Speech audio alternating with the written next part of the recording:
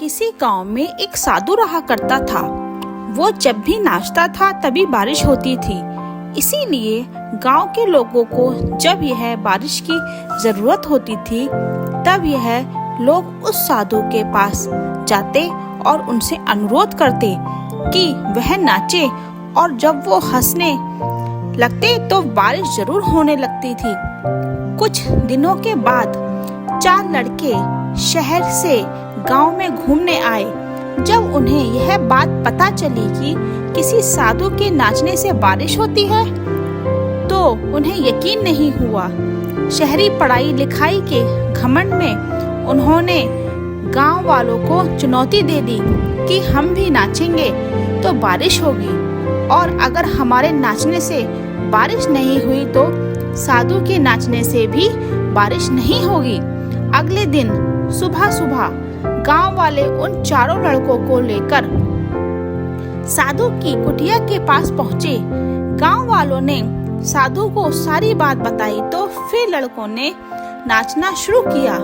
पहले लड़के देना शुरू किया, आधा घंटा बीत गया। फिर पहला लड़का थक कर बैठ गया और बादल नहीं दिखे। कुछ देर बाद दूसरा लड़का नाचना शुरू कर दिया।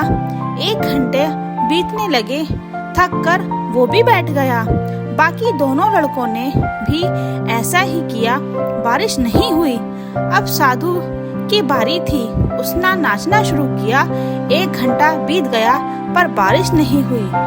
साधु फिर भी नहीं रुका, वह नाचता ही रहा।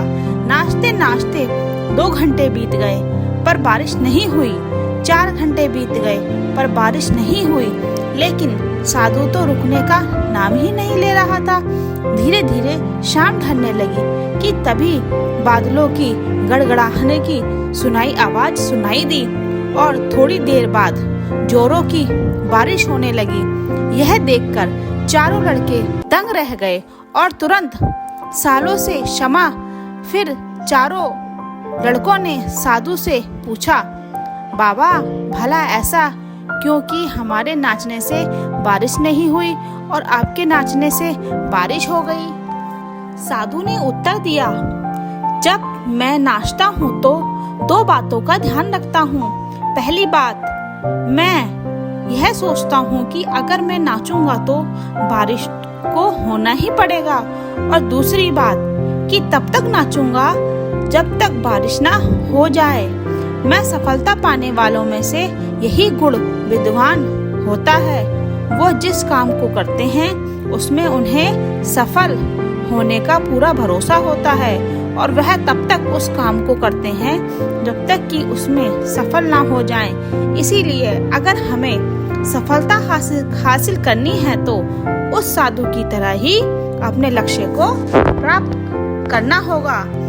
हमारी वीडियो आपको कैसी लगी प्लीज लाइक करके कमेंट करना बिल्कुल ना भूलें, और हमारे चैनल को सब्सक्राइब करें। धन्यवाद।